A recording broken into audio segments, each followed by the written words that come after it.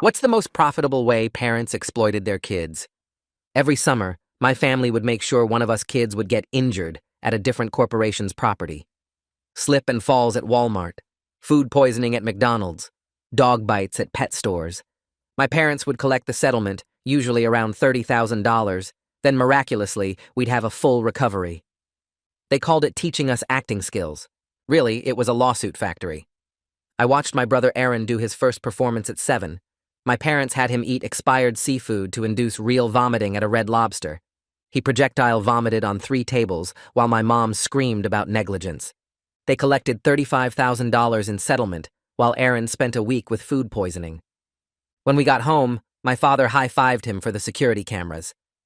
College fund, he laughed, knowing it went straight to their gambling debts. My sister Angela broke protocol once. She was supposed to slip at Target, but she actually fell wrong and fractured her wrist for real. My parents were thrilled. Real injuries meant bigger payouts.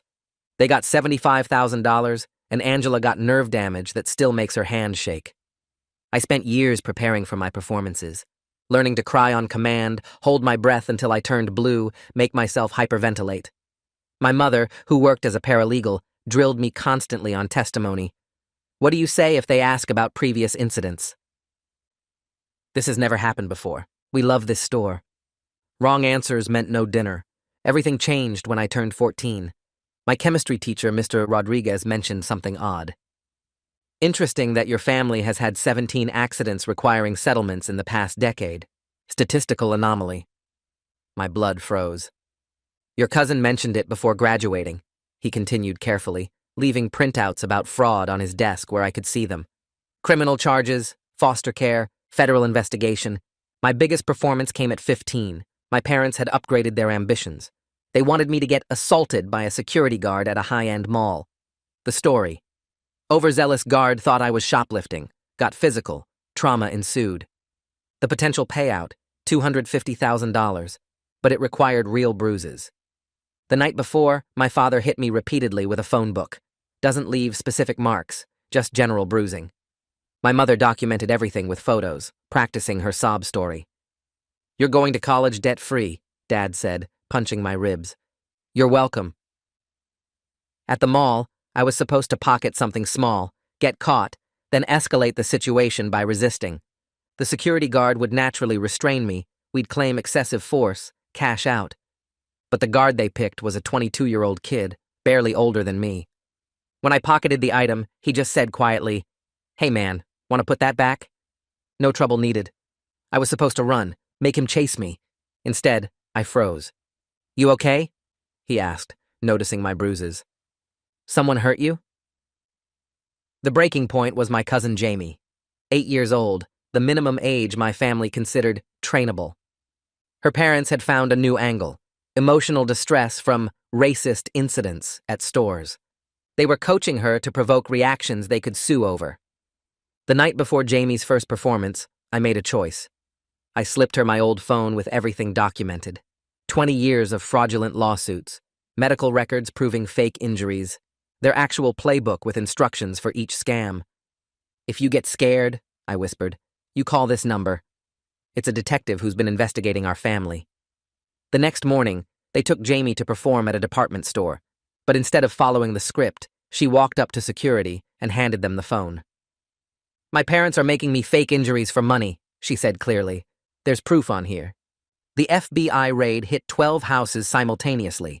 Parents, aunts, uncles, grandparents, 3 generations of grifters, 87 fraudulent lawsuits over 20 years, 4 million in stolen settlements. At the trial, my father screamed that I'd destroyed the family. We gave you everything. You gave me PTSD and permanent trust issues, I replied. But here's what the FBI found that changed everything. One of our cousins hadn't survived his performance.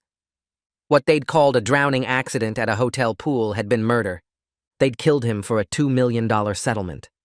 I sit in the courtroom completely numb as the FBI agent explains how my cousin didn't drown accidentally. They killed him because a $2 million wrongful death settlement was worth more than his life, and they staged it to look like hotel negligence. The agent shows surveillance footage from the hotel pool area with timestamps proving my aunt and uncle were there when it happened. He explains how they held my cousin underwater while pretending to try to save him for the cameras. The medical examiner found bruising on his shoulders, consistent with being forcibly held down. My hands are shaking so badly I have to grip the armrest to keep them still. The courtroom erupts with family members screaming denials while I just stare at my hands. My father is yelling about lies and conspiracies, while my mother sobs dramatically for the jury. But all I can think about is that I performed in this same operation that killed a kid. I knew they were bad, but I didn't know they were murderers, and suddenly every performance I ever did feels like I was part of something even darker. The judge pounds his gavel for order, but the screaming continues for several minutes. Security guards move toward my relatives as the shouting gets louder. I feel like I might throw up right there in the courtroom. That night in my foster placement, I can't sleep because I keep thinking about my cousin who I barely remember. He was only 6 when he drowned, and I was too young to understand what really happened back then. I lie in the unfamiliar bed staring at the ceiling while my foster parents sleep down the hall. Every time I close my eyes, I see that surveillance footage of the pool.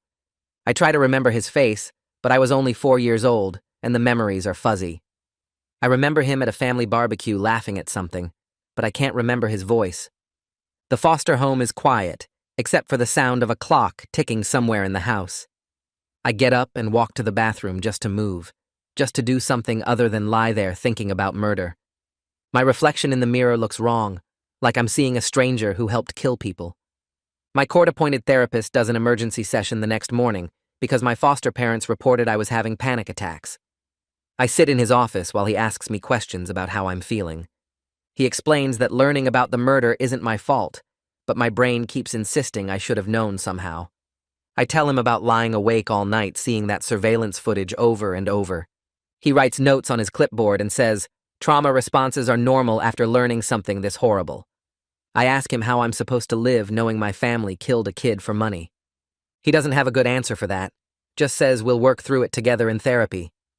I leave his office feeling exactly the same as when I walked in. The prosecutor calls me in to discuss whether I remember anything about my cousin's death. I tell her I was only 4 years old when it happened, but she says even small details might help prove premeditation. We sit in a conference room with recording equipment while she asks me questions about that summer. I try to explain that I barely remember him at all, just fragments of being at family events together.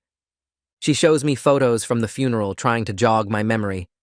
I stare at pictures of relatives I recognize crying and hugging each other. She asks if I noticed anything unusual about how my aunt and uncle acted at the funeral. I tell her I was 4 and mostly remember being confused about why everyone was sad. I force myself to remember that summer and recall my aunt crying at the funeral while my uncle comforted her. Now I realize they were acting even then, performing grief for the insurance investigators and police. I remember my uncle's arm around my aunt's shoulders while she sobbed into his chest.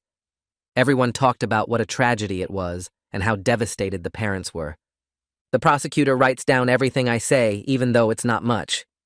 I remember my aunt collapsing at the graveside and my uncle catching her. People said she was, so broken by grief she could barely stand. But it was all fake, all part of the performance to sell the accident story. I feel sick thinking about how good they were at pretending to mourn the kid they murdered. Aaron finally agrees to meet with me for the first time since the arrests. He's living with a different foster family across town, and when I see him, he looks 10 years older than he should at 19. We meet at a coffee shop halfway between our foster homes with a social worker sitting at a nearby table. Aaron has dark circles under his eyes, and he's lost weight since I last saw him. He orders coffee and doesn't look at me for the first few minutes. I try to apologize for not acting sooner, but the words sound hollow even to me. He stirs his coffee slowly and stares out the window at the parking lot. The silence between us feels heavy and uncomfortable. Aaron tells me he's glad I exposed everything, but he can't forgive me for waiting so long. He suffered through 6 more years of performances after Rodriguez first warned me, and that's time he'll never get back.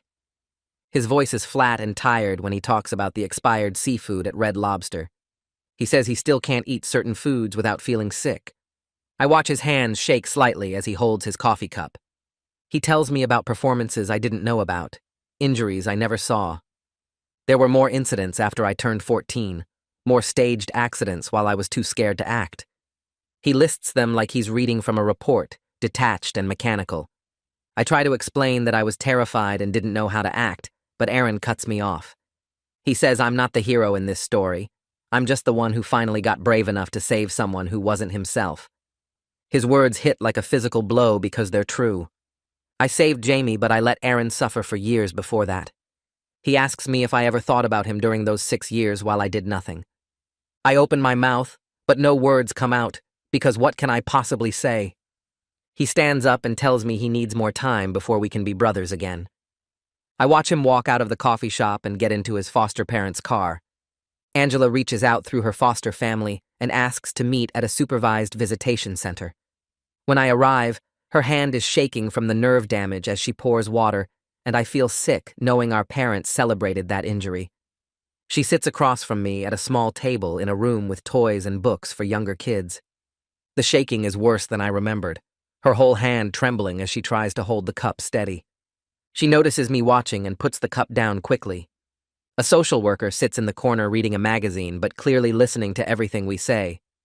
Angela asks me how I'm doing, and I don't know how to answer that question anymore. I tell her I'm okay, but the words feel empty and meaningless.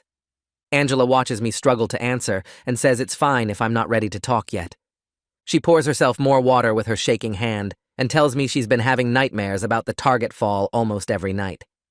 In the dreams, she's falling in slow motion and can see our parents standing at the bottom with cameras and calculators instead of worried faces. She wakes up sweating and has to remind herself she's safe now, even though her hand still shakes as proof of what they did. Angela asks me a question that makes my stomach hurt. She wants to know if I think our parents would have eventually killed one of us if the settlements got big enough. I open my mouth to say no, but the word won't come out because I honestly don't know. After finding out about our cousin who drowned, I can't promise her anything about what our parents were capable of doing. Angela nods slowly, like my silence is the answer she expected, and says she thinks about it constantly. She wonders if her nerve damage saved her life by making her less useful for future performances. The social worker in the corner shifts in her chair and makes a note on her clipboard. We sit in uncomfortable silence for a few minutes before Angela says she forgives me for not acting sooner. She knows I was scared and just a kid too, even if part of her wishes I'd been braver earlier.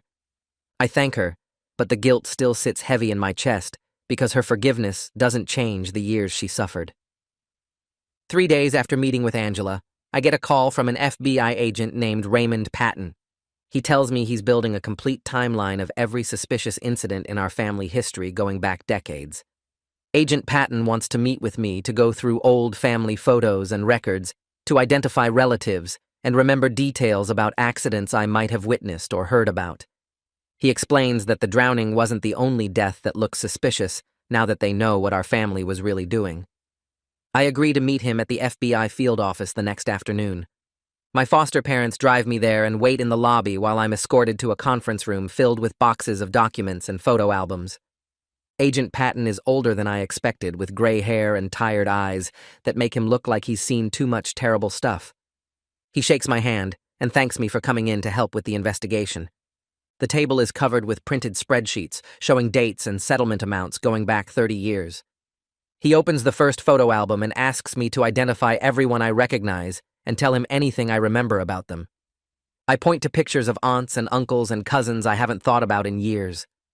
Agent Patton makes notes next to each name and asks specific questions about whether I remember them having accidents or getting hurt. We spend 3 hours going through albums, and I start recognizing patterns I never noticed before. 2 other childhood deaths that I thought were just sad accidents suddenly look different when Agent Patton shows me the settlement paperwork next to their photos. A cousin who supposedly fell downstairs and died from head trauma came with a $400,000 payout from a hotel. Another cousin who died from what they called sudden illness at a restaurant resulted in a $600,000 settlement. I feel sick looking at their faces in the photos, knowing they might have been murdered, just like the cousin who drowned. Agent Patton writes everything down and tells me this information is crucial for building the case. He says if they can prove a pattern of killing children for money, the charges get much more serious and the sentences get longer. I leave the FBI office feeling worse than when I arrived, because now I'm wondering how many kids in my family actually died from real accidents versus murder. The next week, my therapist, Fernandez, calls my foster parents and says He needs to increase our sessions to 3 times a week. When I show up for the first extra session, he explains that he's concerned about some things I said in our last meeting. I've been having what he calls intrusive thoughts about all the injuries I faked over the years. I can't stop thinking about the store employees who might have lost their jobs because of our false claims against them. The security guard at the mall who was so kind to me probably had to deal with an investigation because of the assault claim my parents wanted to file. The manager at Red Lobster who got blamed for Aaron's food poisoning might have been fired or demoted. All those people suffered real consequences because my family lied, and I was part of the lies. Fernandez tells me I was a victim and a child who had no choice, but I can't make the guilt go away. He says guilt is a normal response, but I need to separate what I was forced to do from who I actually am as a person. We work on exercises where I write down every incident I remember and then write down my age and what would have happened if I'd refused. Next to each one, I have to acknowledge that a 7-year-old or 10-year-old or even 14-year-old couldn't have safely stopped their parents. The exercises help a little, but the guilt still crushes me whenever I think about all the innocent people our family hurt. Fernandez says healing takes time and we'll keep working on it 3 times a week for as long as I need.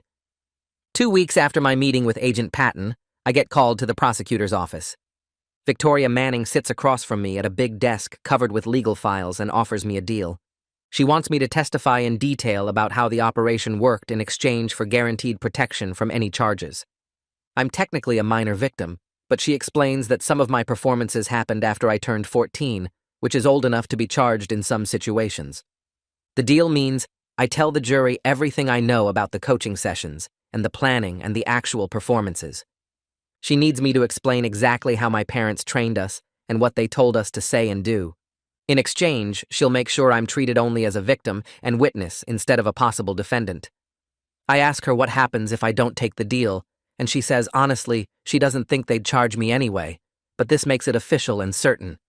I tell her I'll do it because I want my parents and everyone else in prison for what they did. Victoria nods and says, "We'll start preparation sessions next week to get me ready for testimony." The preparation with Victoria takes 2 weeks, and it's harder than I expected.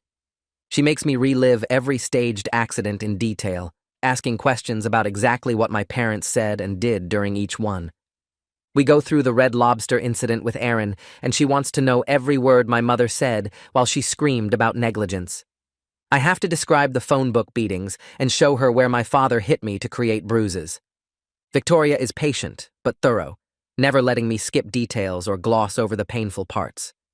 She explains that the jury needs to understand exactly how calculated and cruel the operation was. We practice my testimony with her pretending to be the defense lawyer asking hostile questions. She tries to make me angry or confused or contradictory, and I have to stay calm and consistent. By the end of 2 weeks, I've told the story so many times I feel numb to it. Victoria says that's actually good because I need to stay composed on the stand, even when talking about terrible things.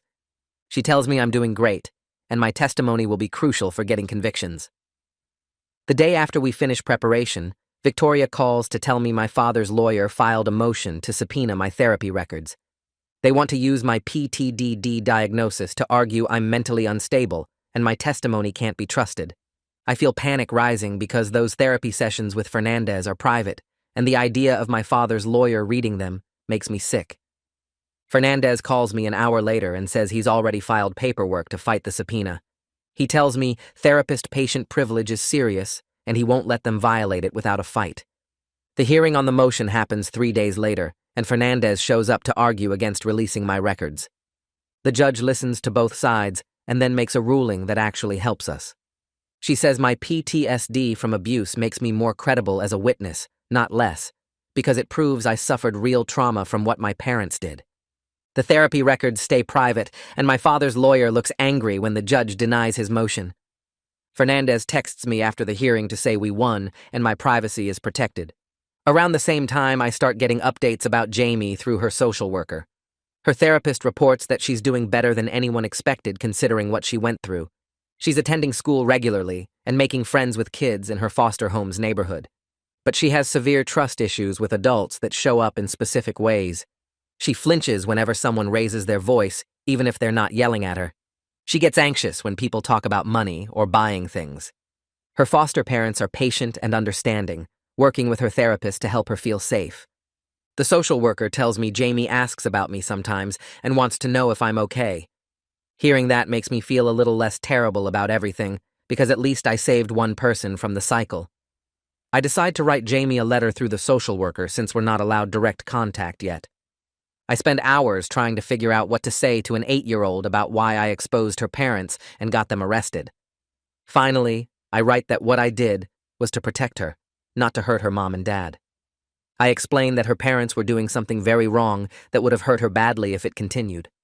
I tell her that being safe is more important than having your parents around if those parents are dangerous. I try to make it simple enough for a kid to understand without lying about how serious everything was. The social worker takes the letter and promises to give it to Jamie's therapist, who will read it with her. A week later, the social worker calls and tells me Jamie keeps my letter under her pillow, but hasn't written back yet. She says that's normal, and Jamie might need more time before she's ready to respond. Just knowing she kept the letter feels like something. The trial enters its third week, and Victoria calls to tell me I'm being called to testify tomorrow. I barely sleep that night thinking about walking into a courtroom full of my relatives who all hate me for exposing them. My foster parents drive me to the courthouse in the morning, and we meet Victoria in a waiting room outside the courtroom. She goes over last-minute reminders about staying calm and answering only the questions asked. When the bailiff calls my name, I stand up and my legs feel shaky. Walking into that courtroom is like walking into a nightmare. My parents sit at the defense table with their lawyers, and my father stares at me with pure hatred in his eyes. Behind them in the gallery are aunts and uncles and cousins, at least 20 family members all looking at me like I'm a traitor.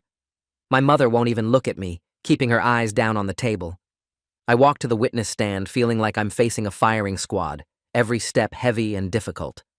The bailiff swears me in, and I sit down in the chair facing the jury.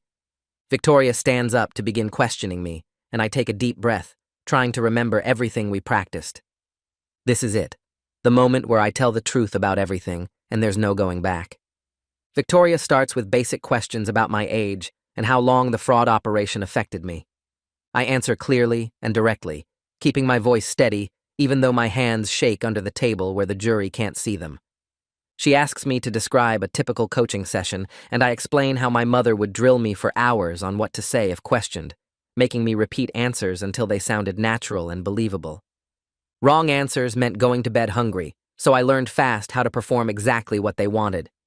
The jury takes notes while I talk, and I can feel my father's eyes burning into me from the defense table, but I don't look at him. Victoria moves to specific incidents and asks me to describe Aaron's Red Lobster performance. I tell them how my parents deliberately fed him expired seafood to make him sick, how he threw up all over 3 tables. While customers screamed and ran away, how my mother acted hysterical about negligence while my father filmed everything on his phone for evidence. Aaron was 7 years old and spent a week with food poisoning so bad he couldn't keep water down, but our parents celebrated because they got $35,000. Several jury members look horrified, and one woman in the front row wipes her eyes with a tissue. I describe coming home after the settlement and watching my father high-five Aaron for the security cameras, laughing about college funds while Aaron was still pale and weak from being sick. The questions continue for hours, and Victoria asks about Angela's Target fall. I explain how she was supposed to fake a slip, but actually fractured her wrist for real, and instead of being concerned about her injury, our parents were thrilled because real damage meant bigger payouts. They got $75,000, and Angela got permanent nerve damage that still makes her hand shake when she tries to write or hold things. I demonstrate how her hand trembles by holding up my own hand and shaking it slightly, and the jury watches with these awful expressions like they can't believe parents would do this to their own kids. Victoria asks about my own training, and I describe learning to cry on command, holding my breath until I turned blue, making myself hyperventilate on purpose.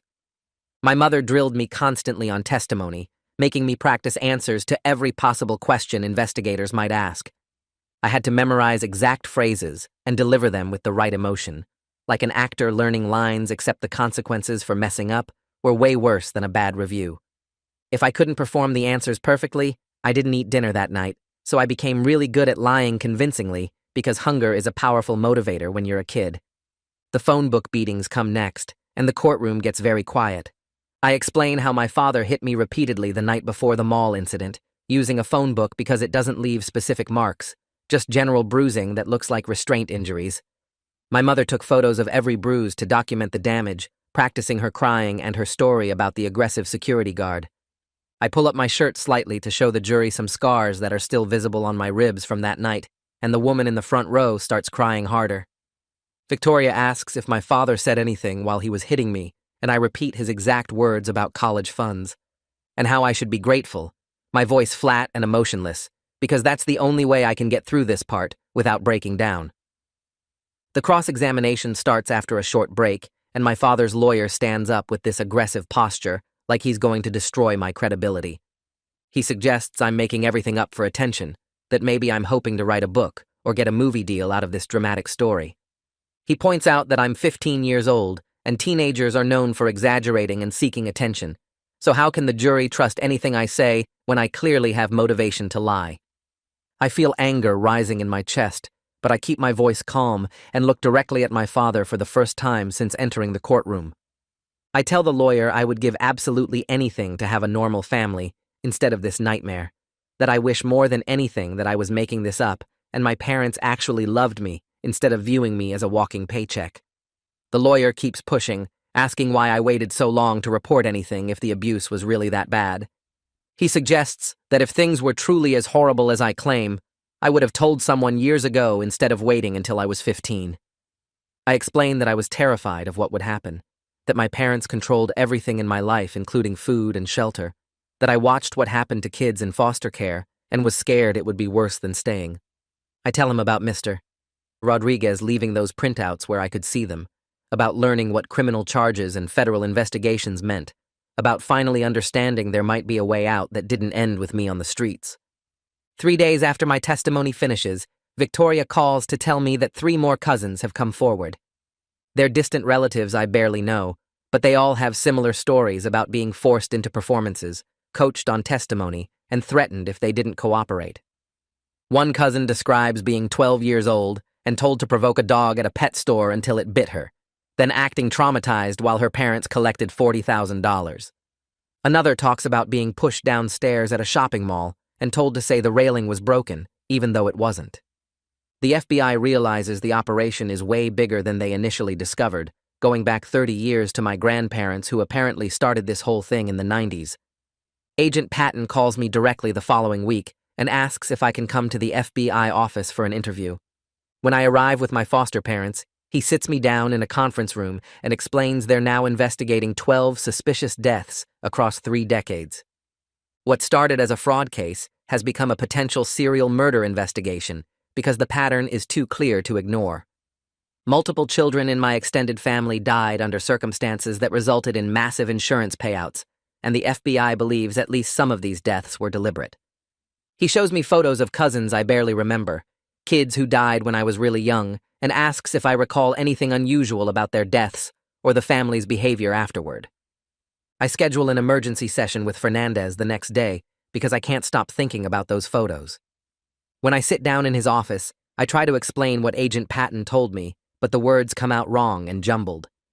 Fernandez asks me to take deep breaths and slow down, but instead, I start talking faster about how my entire family is basically a murder cult that used children as disposable income sources. They didn't just exploit us for fraud. They actually killed kids when the payout was big enough, and I'm related to these people. I share their blood. I was trained to be just like them. My hands start shaking, and then my whole body is shaking, and I can't make it stop no matter how hard I try. Fernandez moves his chair closer and tells me I'm having a panic attack, but I can't stop shaking or thinking about those dead cousins, and how easily I could have been one of them if my performances had gone wrong or if I'd gotten injured badly enough to be worth more dead than alive. Fernandez eventually calls my foster parents to come get me because I'm not calming down, and he's worried I might hurt myself if I try to drive home in this state. They arrive 20 minutes later and find me still shaking on his couch, unable to speak coherently or stop the panic that's taken over my entire body. Aaron shows up at my foster home 2 days later without calling first. My foster mom answers the door and then comes to get me, saying my brother is on the front porch and wants to talk. I walk outside, and Aaron is sitting on the porch steps, staring at nothing, and I sit down next to him without saying anything. We stay like that for almost 2 hours, just sitting in silence while the sun moves across the sky and neighbors walk past with their dogs. Finally, Aaron speaks and says he doesn't forgive me yet for waiting as long as I did, for all the years he suffered while I was too scared to act. He says he understands I was just a kid too, that I was as trapped as he was, that fear makes people do things that don't make sense later. He says maybe someday we can actually be brothers again, instead of just two people who survived the same nightmare. I don't know what to say to that, so I just nod and we go back to sitting in silence. But this time, it feels slightly different, like maybe there's a tiny possibility of something better eventually. Aaron stands up after a while and says he needs to go, but he squeezes my shoulder briefly before walking away, and that small gesture makes me want to cry more than anything else that's happened. Angela calls me the next evening and she's crying so hard I can barely understand what she's saying. I ask her to slow down and breathe, and she finally manages to explain that Victoria showed her documents the FBI found. Our parents tried to take out a life insurance policy on Angela after her target injury, a big policy that would pay out if she died accidentally. Victoria thinks they were planning to kill her if the nerve damage got worse and she became less useful for performances, if she couldn't do the physical acting anymore and became more valuable dead than damaged. I get called back to the witness stand 3 days later, and Victoria walks me through the mall security guard incident again, this time with more specific questions about the injuries. She asks me to describe how my father hit me with the phone book, and I explain that he made me stand against the wall while he struck my ribs and back repeatedly, telling me the bruises needed to look random instead of patterned. The jury shifts in their seats, and a few people look away when Victoria displays the photos on the courtroom screen, images my mother took the night before, showing purple and yellow marks across my torso. One juror covers her mouth, and another starts crying quietly while I point out specific bruises and explain which hits caused each one. My father's lawyer tries to argue the photos could have been faked or taken at a different time, but Victoria produces metadata proving they were taken the exact night before the mall incident, along with text messages between my parents discussing camera angles and lighting. I have to describe standing in our bathroom while my mother adjusted the flash settings and told me to turn slightly so the bruising showed better, treating the whole thing like a professional photo shoot instead of documentation of child abuse. My mother's defense attorney stands up during the next session and argues that she was a victim too, claiming my father controlled and manipulated her into participating against her will. The lawyer shows the jury photos of my mother looking scared in some old family pictures and suggests she lived in fear of my father's anger if she didn't cooperate with his schemes. Requested Reds is on Spotify now. Check out link in the description or comments. But then, Victoria plays audio recordings the FBI found on my mother's laptop, conversations she recorded herself as backup documentation in case the fraud ever got investigated. In one recording, my mother coaches me on testimony for a fake slip and fall, laughing as she describes how Aaron threw up on 3 tables at Red Lobster and how much money that performance earned. Another recording catches her telling my father they should increase my injuries for the mall incident because bigger trauma meant bigger settlements, discussing whether breaking my finger would be worth the extra payout. The jury's faces change completely as they listen to my mother's voice sounding happy and excited about hurting her own children for money, and several jurors glare at her lawyer when he tries to maintain she was somehow forced into this behavior. The social worker brings me a letter from Jamie 2 weeks after my second testimony, and I take it to my room before opening the envelope. Inside is a single sheet of paper with "Thank you for saving me," written in careful kid handwriting, along with a drawing of 2 stick figures holding hands with a sun in the corner. One figure has longer hair like Jamie, and the other is taller like me, and she drew hearts floating around both people. I sit on my bed staring at the drawing for a long time before the tears start, and once they begin, I can't stop them for over an hour. My foster mom checks on me twice, but I just shake my head and keep crying while holding Jamie's letter, thinking about how close she came to entering the same nightmare I spent my whole childhood trapped inside. The drawing goes into my desk drawer where I can look at it whenever I need to remember why I made the choice to expose everyone, even on days when the guilt about destroying my family feels overwhelming. Victoria calls me to her office downtown and tells me the defense attorneys approached her about plea deals for my parents and several other family members. She says they want to negotiate reduced sentences in exchange for guilty pleas and cooperation with ongoing investigations into other potential victims. I ask what she told them, and Victoria leans forward with her hands folded on the desk, saying she refused anything less than maximum sentences for every single person involved. She explains that she wants these people to die in prison for what they did to their own children, that the evidence is strong enough to win at trial, and she won't let them escape full punishment through negotiation.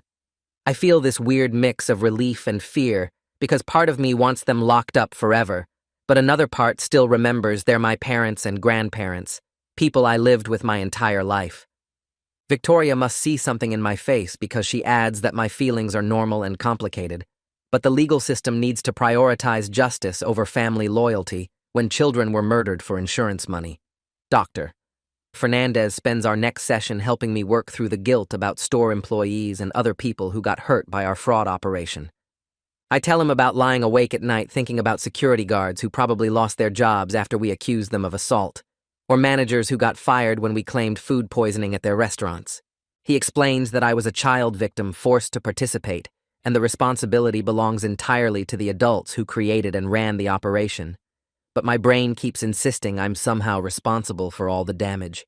We practice techniques for separating my actions as a controlled minor from my feelings about those actions now, but it's hard to accept that I wasn't guilty when I remember standing in court and lying under oath about injuries that never happened. Dr. Fernandez says healing means acknowledging I was both a victim and a participant without letting either truth cancel out the other, which sounds simple, but feels impossible when I'm actually trying to do it. Aaron shows up at my therapy appointment the following month, and Dr. Fernandez explains that he invited my brother to start attending once monthly so we can work on rebuilding our relationship. Aaron sits in the chair across from me, and we both stare at different corners of the room for the first 10 minutes while Dr. Fernandez asks gentle questions about our memories of each other before the arrests. The conversation is awkward and painful with long silences between responses, but Aaron eventually admits he wants to try having a brother again instead of just being two people who survived the same nightmare. Dr. Fernandez says healing family bonds takes years of consistent effort, and we shouldn't expect quick progress or easy forgiveness, that showing up regularly is more important than feeling comfortable right away. By the end of the session, Aaron and I managed to talk for 5 minutes about his college classes without either of us shutting down, which feels like a tiny victory, even though we're still basically strangers. Agent Patton calls my foster home and asks to meet with me and my foster parents about new developments in the investigation. We drive to the FBI office, and he shows us documents confirming that 2 other childhood deaths in our extended family were definitely murders staged as accidents. My aunt and uncle killed their own son for a settlement when he was 9 years old, making it look like he fell off playground equipment at a park they were suing. My grandparents helped plan that murder and provided coaching on how to act devastated for the insurance investigators, treating their grandson's death as a business transaction instead of a tragedy. Agent Patton explains they found emails between family members discussing which child would be easiest to kill without raising suspicion, evaluating their own kids like products based on how much money their deaths could generate. I feel sick reading the emails where my grandmother suggests my aunt's son because he was small for his age, and a fall would look more believable, like they were planning a grocery list instead of murdering a child. Victoria subpoenas me again to testify about what I remember of those cousins before they died, even though I was very young when both murders happened. I sit in the witness box trying to pull up memories from when I was 4 and 6 years old, vague images of family gatherings and kids playing in backyards. I recall one cousin seeming scared around his parents and hiding behind furniture when his father called his name, but I was too little to understand why he acted that way. Now I realize he was terrified because he knew something was wrong, that his parents looked at him differently than other parents looked at their kids. I describe another cousin crying at a family barbecue when his mother grabbed his arm too hard and how the adults all laughed and said he was being dramatic. The prosecutor asks me to identify family members in old photos and point out which ones are now confirmed murderers. And it's surreal to look at pictures of birthday parties and holidays, knowing some of those smiling adults killed their own children within months of those photos being taken. The trial drags on for 7 weeks total, with endless testimony from FBI agents, forensic accountants, medical examiners, and family members who turned state's evidence. I stay with my foster family during the jury deliberation and try not to obsess over every possible outcome, but I check my phone constantly waiting for updates from Victoria. 3 days pass while the jury reviews evidence and debates verdicts, and I barely sleep because I keep imagining scenarios where my parents get acquitted and come after me for revenge. My foster dad takes away my phone on the third night and makes me watch a movie with them to distract my brain from spinning in circles. But I can't focus on the screen because I'm too busy wondering if the jury believes all the evidence or if they think I'm just a kid who wanted attention. The verdicts come back guilty on all major charges for my parents, grandparents, and 4 aunts and uncles who were part of the core operation. Multiple counts of fraud, child abuse, conspiracy, and 3 counts of first-degree murder spread across different family members who participated in killing children. Victoria calls me immediately after the verdicts are read, and I can hear relief in her voice when she says the jury believed everything and convicted on every significant charge. My parents were found guilty of conspiracy to commit murder, even though they didn't personally kill my cousin, because they helped plan the operation and coached others on how to stage deaths for maximum settlement payouts. Sentencing day arrives 3 weeks after the verdicts come in. I sit between my foster parents in the same courtroom where I testified, watching the judge enter. My father starts yelling before anyone can speak, standing up from the defense table and pointing at me. He screams that I destroyed everything, that I'm dead to him, that I ruined the family's future. His voice echoes off the walls while his lawyer tries to pull him back down. The judge bangs her gavel twice and tells him to sit. My father keeps screaming, calling me a traitor and saying I'll regret this for the rest of my life. 2 bailiffs move toward him, and the judge orders them to remove him from the courtroom. They grab his arms and he fights against them, still yelling as they drag him toward the door. The judge adds 6 months to his sentence for contempt of court. Watching him get hauled away feels like a tiny victory, the first time anyone ever stopped him from hurting me with his words. The sentencing continues without my father in the room. The judge reads my mother's sentence first because she's sitting closest to the bench. 40 years for fraud, child abuse, and conspiracy to commit murder. My mother's face stays blank like she's watching a boring movie instead of hearing she'll die in prison. The judge brings my father back in handcuffs for his sentencing, and he stares straight ahead while she speaks. Life without parole for first-degree murder of my cousin. The words hang in the air, and I realize he'll never leave prison, never hurt another kid, never collect another settlement. My grandmother gets 30 years, my grandfather gets 40. My aunts and uncles get sentences between 20 and 50 years depending on what they did. Each one stares at me while the judge reads their sentence like this is all my fault, instead of theirs. Walking out of the courthouse after everything is done, I feel relief wash over me, but also guilt that makes my stomach hurt. The sun is too bright after sitting in that dark courtroom for hours. My foster parents walk on either side of me, while reporters shout questions from behind barriers. I saved Jamie from becoming like them. I exposed murderers who killed children for money. But I also destroyed my entire extended family and put multiple relatives in prison forever. 12 people are going to prison because I gave Jamie that phone. Some of them will die there. My foster mom squeezes my hand and tells me I'm safe now, but safe doesn't fix the weight of knowing I'm the reason my whole family fell apart. Doctor. Fernandez schedules an emergency session for the next morning. I sit in his office staring at the carpet while he waits for me to talk. Finally, I tell him I feel like I destroyed the family, like maybe I should have found a different way that didn't put everyone in prison. He leans forward in his chair and reminds me that I didn't destroy the family. They destroyed themselves through their choices. They chose to hurt kids. They chose to commit fraud. They chose to kill children for money.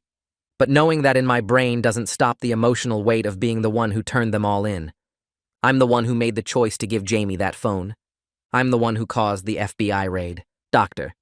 Fernandez says I saved lives, including my own, but it still feels like I broke something that can't be fixed. 2 weeks later, Angela, Aaron, and I meet with a victim compensation lawyer in a small office downtown. The lawyer is a woman with gray hair who talks slowly and carefully, like she knows we're fragile. She explains we're entitled to restitution from the stolen settlement money the FBI recovered. $4 million split between all the victims, which includes us and the corporations they defrauded. The amount won't undo the damage they caused or fix Angela's hand or erase Aaron's memories of food poisoning, but it might pay for college and ongoing therapy for all of us. The lawyer says the money should come through in about 6 months after the appeals process finishes. Aaron asks how much we'll each get, and she says probably around $50,000 per person. It's not enough, but it's something. My social worker calls me on a Tuesday afternoon while I'm doing homework. She says Jamie's foster family wants to talk to me. They called her office to say Jamie keeps asking about me, wondering if I'm okay and when she can see me. Her foster parents want to arrange supervised visits so she can maintain connection with the cousin who saved her from the cycle. My heart pounds while I tell the social worker, yes, I want to see Jamie. We schedule the first visit for Saturday at a park near her foster home. The social worker reminds me the foster parents will be present the whole time, and I need to be careful not to discuss the trial or her parents. I agree to everything, because I just want to see that she's actually safe. Saturday comes, and I meet Jamie at a park with wooden playground equipment and picnic tables. Her foster parents are a couple in their 40s who smile at me but stay close. Jamie is wearing a pink jacket, and her hair is in braids. She's shy at first, standing behind her foster mom and peeking around at me. I sit down on a bench and tell her it's good to see her. She walks over slowly and sits next to me, swinging her legs because they don't reach the ground. We talk about school and her new friends and the cat her foster family has. Then she leans against me and whispers that I'm a good person. Her voice is so quiet I almost miss it. I almost break down crying right there, but I hold it together because I don't want to scare her. Her foster dad suggests we walk to the playground, and Jamie grabs my hand like it's the most natural thing in the world. Aaron calls me 3 weeks after our visit with the lawyer. His voice sounds different, excited instead of flat and tired. He tells me he got accepted to a community college with a full scholarship for foster youth. The program covers tuition, books, and a housing stipend. He's going to study psychology because he wants to help other kids who survived abuse. He wants to turn his trauma into something that matters, use what happened to us to protect other children. I tell him I'm proud of him and mean it. He says he starts classes in January and asks if I'll come visit his campus once he moves into the dorms. I promise I will. After we hang up, I sit on my bed feeling something close to hope for the first time in months. Aaron is building a future instead of just surviving the past. Angela's lawyer calls her with news about a different lawsuit. She decides to pursue legal action against the corporations that settled with our family over the years. Her lawyer argues the companies were negligent in not investigating obvious fraud patterns when the same family kept having accidents at their locations. Walmart, Target, McDonald's, Red Lobster, all of them paid settlements without questioning why one family had so many incidents. The lawyer says Angela might win damages because the corporations had a responsibility to investigate instead of just paying out to avoid bad publicity. Angela asks me and Aaron if we want to join the lawsuit, but I'm not sure. Part of me wants the corporations to pay for enabling our parents. Another part of me just wants to move forward without more court dates and testimonies. I sit in Dr. Fernandez's office, struggling with whether to change my last name. My foster parents offered to let me take their name when the adoption goes through, but I don't know if I want to. Keeping my birth name means carrying the family legacy everywhere I go. Changing it feels like erasing who I was, pretending the first 15 years of my life didn't happen. Dr.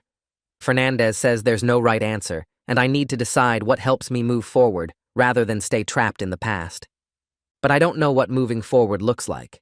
I don't know if I can ever really escape what they made me into.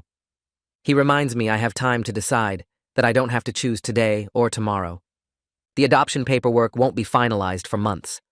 I leave his office still uncertain, carrying both names in my head like two different versions of myself. The news coverage hits 3 days after the verdicts come back. Every major network runs the story with headlines calling it the family fraud murder cult and showing courthouse footage of my relatives being led away in handcuffs. My foster parents, Clark and Susan, try to keep me away from the television and internet, but it doesn't matter because kids at my new school figure out who I am within a week. Someone's older brother recognizes my face from the news and posts about it on social media, and suddenly everyone knows I'm the kid who exposed 3 generations of criminals. Walking through the hallways feels like being under a microscope. Some students whisper and point when I pass, others avoid making eye contact like they're scared of me. A girl in my English class tells me I'm brave for what I did, which makes me uncomfortable because I don't feel brave at all. Two guys from the football team corner me near my locker and ask if my family really killed kids for money, and I just walk away without answering because I can't talk about it without my hands shaking. The principal calls me into her office to ask if I'm being harassed, and I lie and say everything is fine because I don't want special treatment or more attention. At lunch, I sit alone in the corner of the cafeteria with my headphones on, pretending to do homework while avoiding everyone's stares. Some kids treat me like I'm some kind of hero, which feels worse than the ones who avoid me. A sophomore tells me I did the right thing and asks if I'm going to write a book about it, and I want to scream that this isn't some exciting story, it's my actual life that got destroyed. 3 girls from my biology class invite me to sit with them at lunch, but I can tell they just want details about the trial and the murders, so I make an excuse about needing to study. The attention makes me want to disappear, to be invisible and normal like other kids who worry about grades and dating, instead of whether their parents are getting shanked in prison. But being normal is impossible now because my face was on national television and my family's crimes are public record that anyone can Google.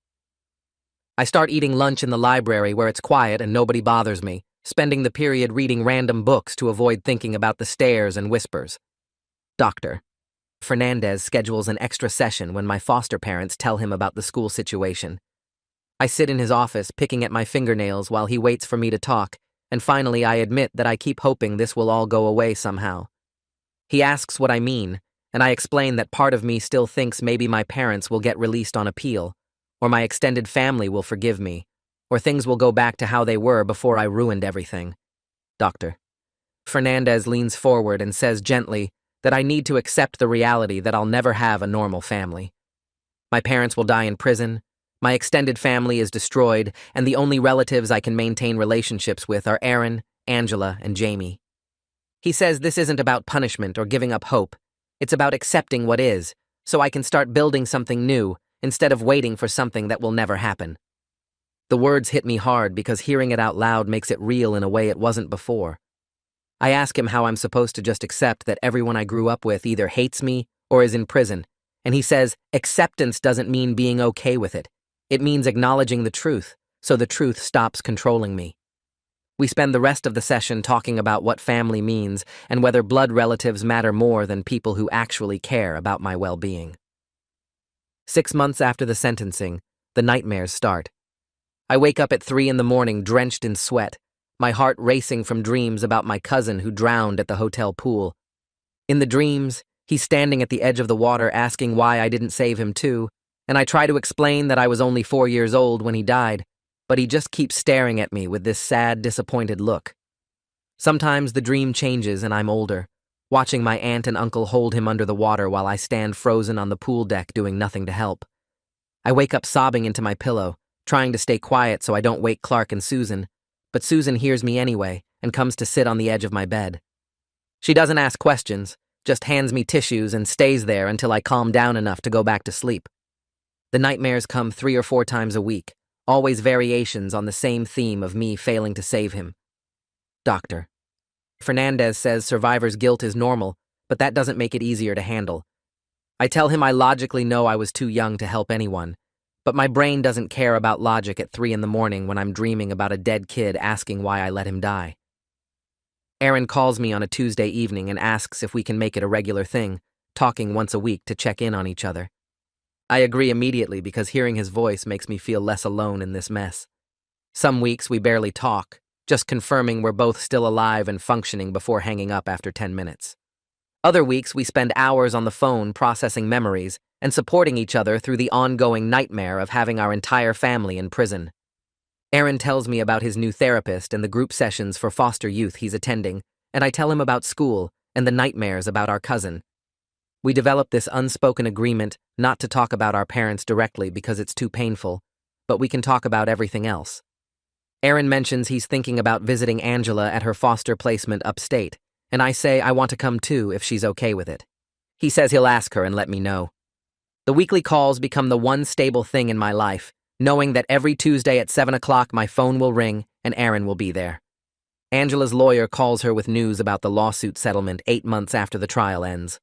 The corporations agreed to settle for $300,000 total, rather than go through a lengthy trial about their negligence in not investigating our family's obvious fraud patterns. Angela's lawyer takes his cut, and she's left with about $250,000 after legal fees. She calls Aaron and me separately to tell us she's splitting the money 3 ways because we all suffered and we all deserve compensation for what our parents stole from us.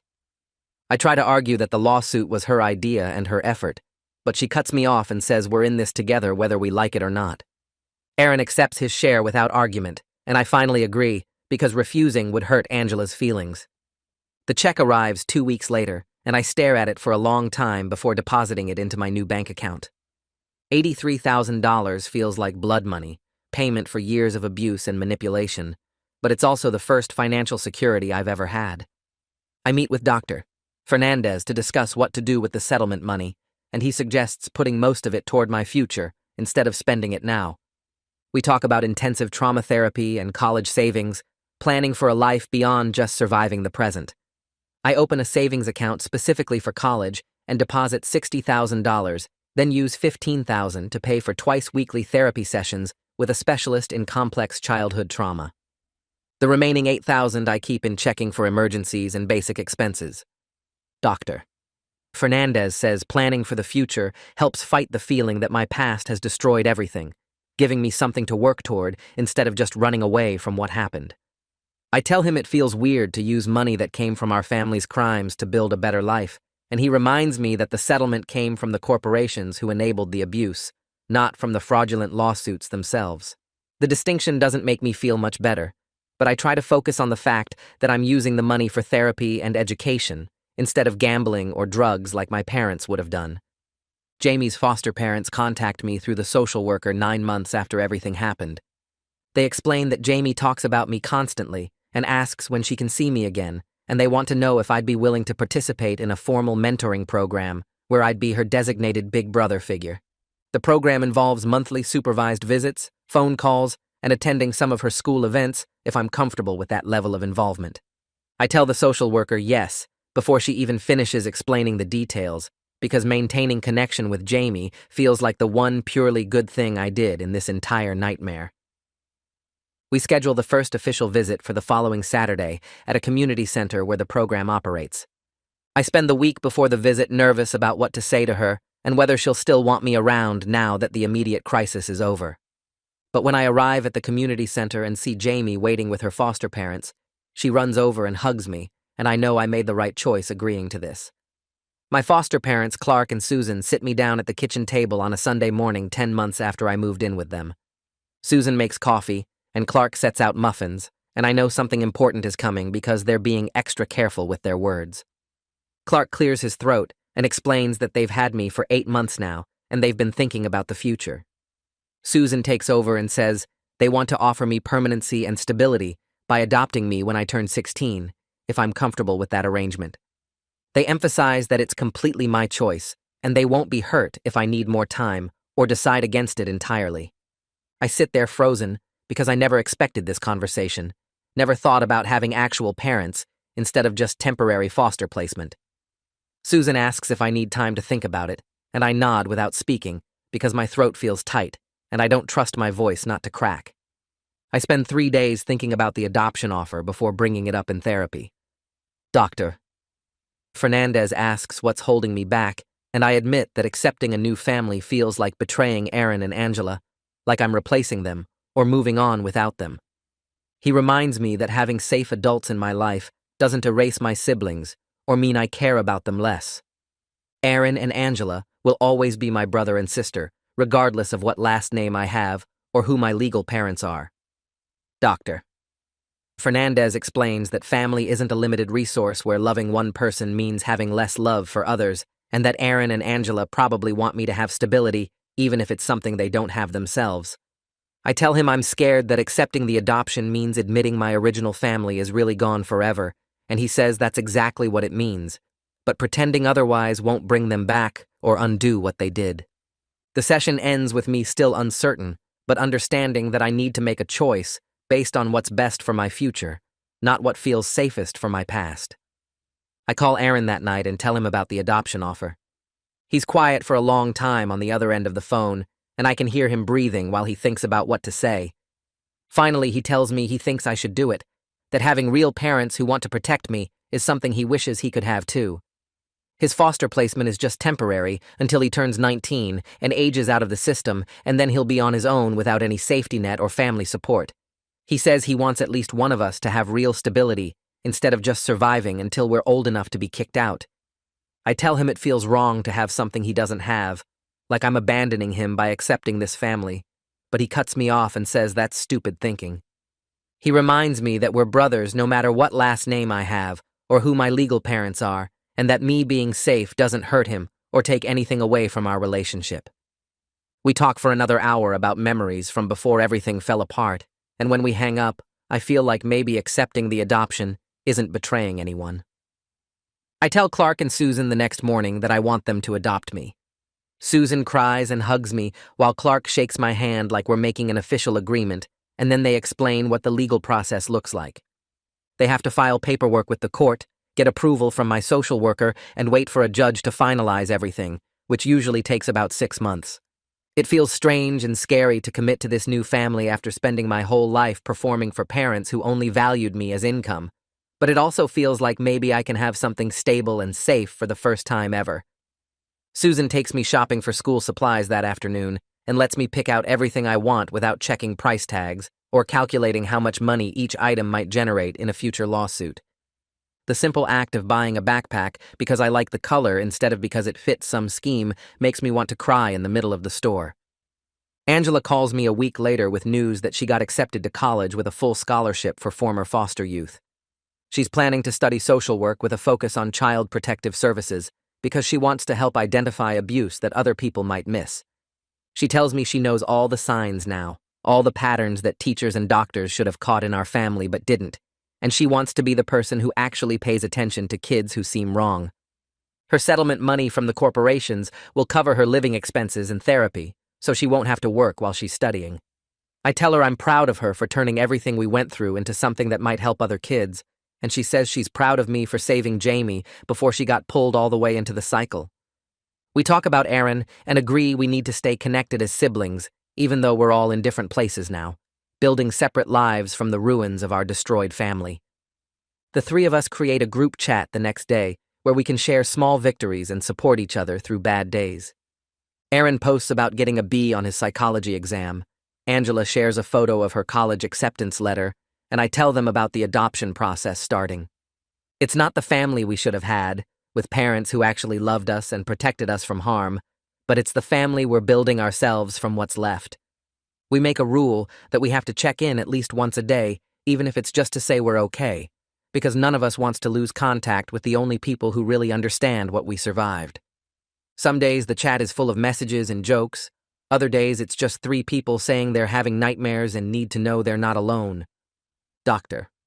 Fernandez says this kind of sibling support is crucial for our healing, that we're creating the safety net our parents should have provided, but never did.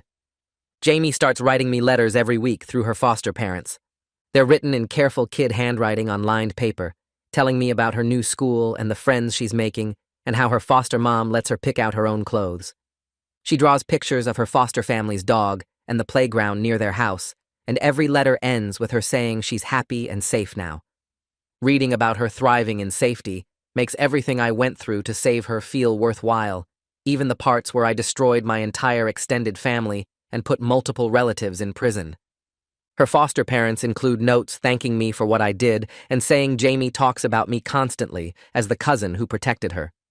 They want to arrange more visits once the court approves their adoption of her, so we can maintain our relationship as she grows up. I keep all her letters in a box under my bed and reread them when I'm having bad days and questioning whether exposing the family was the right choice. The state legislative committee contacts me 2 months after the trial ends. They want me to testify about fraud patterns and child abuse indicators, so they can pass new laws requiring investigation when families have multiple accident claims. I spend a week preparing with their staff lawyers, going over every detail of how our operation worked and what red flags should have triggered earlier intervention. Standing in front of the committee feels different from testifying at the criminal trial, less about punishing my family and more about preventing future kids from suffering the same way. I explain how my mother coached us on testimony, how my father created authentic injuries for bigger payouts, how the corporations settled quickly without investigating obvious patterns. Several committee members look sick by the time I finish describing Aaron's deliberate food poisoning at age 7. They passed the legislation 3 weeks later, requiring insurance companies and corporations to report families with more than 3 accident claims in 5 years for mandatory investigation. My story helped create a law that might actually protect kids whose parents see them as profit sources instead of children. Dr. Fernandez reduces my therapy to once a week because I'm making real progress in managing my PTSD symptoms. I still have bad days where I can't get out of bed, still have nightmares about my father hitting me with the phone book, still flinch when people move too quickly near me. But I'm learning to function despite the permanent damage, learning to recognize when I'm having flashbacks versus reacting to actual danger. He says, I'll probably need therapy for the rest of my life to manage the trauma, but that's okay, because healing isn't about being fixed.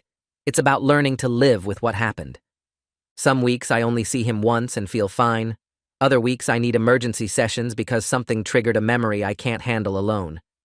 He reminds me that progress isn't linear, that having bad days doesn't erase the good days, and that I'm doing better than most people would after exposing murderers in their own family. My adoption is finalized 6 months after Clark and Susan first asked me. We stand in family court while the judge signs the paperwork making me legally their son, and I have to fight not to cry in front of everyone. Standing in court with people who actually want to protect me instead of exploit me feels surreal and overwhelming in the best way possible. The judge congratulates us and says she's glad to see a positive outcome from such a difficult case, and Clark shakes my hand again while Susan hugs me tight. They give me a card that night with my new birth certificate inside, showing their last name instead of my biological parents' name, and it feels like proof that I really do get to start over. Aaron and Angela send messages in our group chat, celebrating the adoption, saying they're happy at least one of us has real parents now, and I promise them we're still siblings, no matter what my legal documents say. Aaron, Angela, and I visit Jamie together for the first time since everything happened. Her foster parents arrange it at a park where we can all spend the afternoon together without too much structure or pressure. Jamie runs to hug each of us when we arrive, and seeing all 4 of us cousin siblings together and safe feels like proof that exposing the family was the right choice despite the cost. We push her on the swings and play on the playground equipment while her foster parents watch from a nearby bench, giving us space to reconnect. Jamie tells us about her new school and shows us a spelling test she got 100% on, and Aaron picks her up and spins her around while she giggles. For a few hours, we're just kids playing in a park instead of abuse survivors dealing with trauma, and it's the closest thing to normal any of us have felt in years. When it's time to leave, Jamie makes us all promise to visit again soon, and we take a group photo that Angela posts in our chat with the caption, "The family we chose." I start my junior year of high school with my new legal name and my adoptive parents' support. Kids at the school know my story because the trial was all over the news, and some of them treat me like a celebrity, while others avoid me completely. I'm learning to set boundaries about what I'll discuss and what stays private, telling people I don't want to talk about the details when they ask invasive questions. My guidance counselor checks in with me weekly to make sure I'm handling the attention okay, and Clark and Susan told the principal to shut down any bullying immediately. Some days are harder than others, walking through hallways knowing everyone sees me as the kid who sent his whole family to prison, but other days, I can almost pretend I'm just a normal teenager worried about homework and grades. I joined the chemistry club because Mr. Rodriguez is the advisor, and having him around feels like having someone who understood what I was going through before I even knew myself. He never brings up what happened unless I want to talk about it, just treats me like any other student who needs help with lab reports and college applications. I graduate from high school with Clark and Susan in the audience cheering louder than anyone else when they call my name. Aaron drives 3 hours to attend, and Angela takes time off from her college classes to be there, and seeing them all together supporting me feels like proof that we built something real from the wreckage. Jamie sends me a card with a drawing of all 5 of us holding hands, and I keep it in my wallet, even though it gets worn from me looking at it constantly. College starts in the fall, and I'm studying social work like Angela, because I want to help identify abuse patterns that others miss. My first semester is hard because some professors assign cases that hit too close to home, but Dr. Fernandez helps me develop boundaries between my trauma and my professional goals. Clark and Susan visit me at college every few weeks, and we have dinner together like a normal family, which still feels strange and wonderful after years of performances and fear. Aaron gets engaged to someone he met at community college and asks me to be his best man, saying I'm the brother who saved his life, even if I couldn't save his childhood. Angela wins a scholarship for abuse survivors and uses the money to start a nonprofit helping kids recognize fraud and exploitation in their own families. Jamie turns 13, and her foster parents formally adopt her, giving her the stable home she deserves and ending the legal uncertainty that haunted her for years. Dr. Fernandez and I meet on the first Tuesday of every month in his office, where we process the ongoing weight of what I carry. Some sessions I talk about the guilt of destroying my family, even though they were murderers and abusers who deserved prison. Other sessions I just sit quietly, while he reminds me that survival is enough and I don't have to justify saving myself and Jamie. The nightmares about my murdered cousin still come sometimes, and I wake up crying because I was too young to save him, but my brain insists I should have known. Aaron calls me when he has bad days, and I call Angela when the nerve damage in her hand flares up and reminds her of our parents celebrating her injury. We formed a group chat years ago, and we still use it daily to share small victories and support each other through the hard moments that never completely stop coming. I helped Jamie escape the cycle and exposed 3 generations of criminals who killed children for money, but the cost was every blood relative I had and a childhood I'll spend my whole life grieving. Some mornings I wake up proud of what I did, and other mornings I'm just tired from carrying the weight of it all. But I'm 20 years old now with people who actually love me and a future that belongs to me instead of my parents' greed. I survived something that should have destroyed me, and I'm learning slowly that being a real person means I get to choose my own path instead of performing someone else's script. That's today's story wrapped up. I'm really happy you were here to share it with me. I hope it brought a little light or peace to your day.